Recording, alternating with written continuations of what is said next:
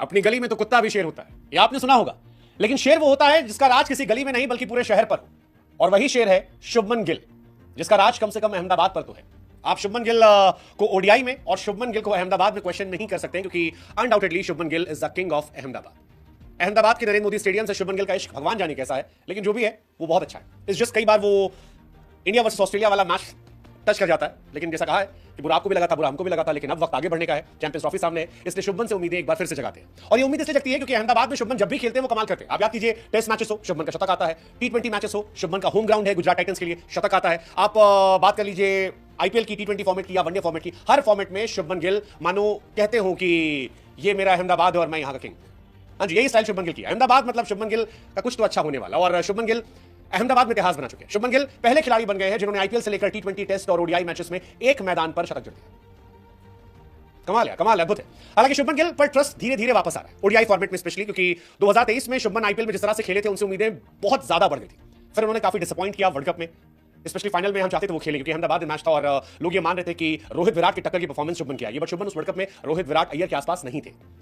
लेकिन अब शुभमन ने जो फॉर्म दिखाई है, हम उससे एक्सपेक्ट कर सकते हैं कि चैंपियंस ट्रॉफी में शुभमन इंडिया के की प्लेयर होंगे। तीनों मैच में लगातार रन बनाए, और इस मैच में खासतौर पर 112 रन 102 गेंद पर 14 चौके 3 छक्के, कमाल की पारी थी, अद्भुत पारी थी, और पूरा स्टेडियम खड़े होकर आज शुभमन के लिए तालियां बजा रहा था। शुभमन गिल वनडे टीम में तो कमाल यार, मतलब जायसवाल जैसे खिलाड़ी को आपने वनडे में घुसने नहीं दिया।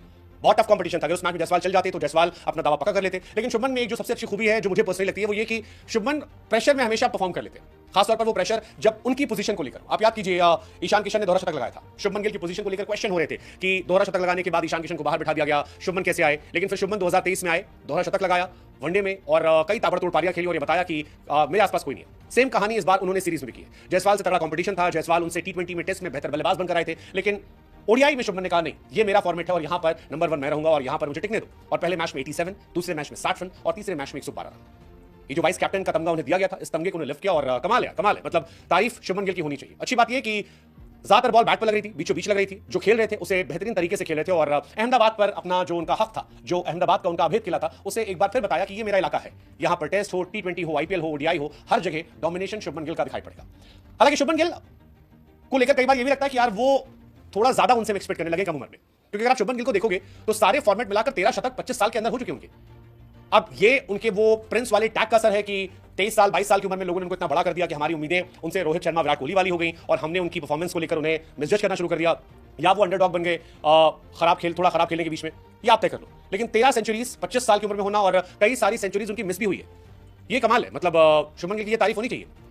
अगर आप देखोगे शतकों के मामले में कम से कम इनिंग 7 ओडीआई शतक लगाए, आज शुभमन गिल का 7वां शतक था, तो 50 इनिंग में शुभमन गिल ने 7 शतक लगाए। शिखर धवन ने 54 में लगाए थे, विराट ने 63 में लगाए थे, राहुल ने 66 में लगाए थे, रोहित का नाम यहां नहीं है। तो इस हिसाब से शुभमन अपने जिनसे उन्होंने इंस्पिरेशन ली थी उनसे शायद कहीं आगे चल रहे हैं, और ये इंटरेस्टिंग है। शुभमन 60 का लगभग एवरेज उनका, जो कमाल है। 2023 शुभमन के लिए शायद बहुत कमाल था, मुझे लगा शायद यही वजह है 2023 में शुभमन का कमाल था। 2023 में सबसे ज्यादा रन शुभमन के नाम थे, शतक शुभमन के नाम थे, 50 शुभमन के नाम थे, एवरेज शुभमन के नाम था, सारे फॉर्मेट में 100 थे। इसलिए शायद 2024 में जब थोड़ी परफॉर्मेंस डाउन हुई ओडीआई क्रिकेट में, तो हमने बहुत सारे तंज तलवार उन पर खड़ी कर दी। आईपीएल में शायद वो 2023 वाला इंपैक्ट नहीं दिखा, 24 में शायद इसलिए, लेकिन ज्यादा जज हो गया। बट स्टिल शुभमन गिल का ओडीआई रिकॉर्ड फैंटास्टिक है। 50 इनिंग 2587 रन, 60 का एवरेज, 101 का स्ट्राइक रेट, 7 शतक, 15 शतक, 208 हाईएस्ट, सारे बॉक्सेस को टिक करते हैं। और सबसे अच्छी बात है कि उनकी उम्र सिर्फ 25 साल है। शुभमन की मास्टर क्लास का असर है कि जायसवाल को अभी और इंतजार करना पड़ेगा। अगर आप 2022 से सबसे ज्यादा इंटरनेशनल सेंचुरीज भी देखोगे, हम और आप लगातार बात करते हैं जो रूट की कि जो रूट ने इतना परफॉर्म किया, बट शुभमन के नाम में 13 शतक है, जो रूट के नाम में 13 शतक है।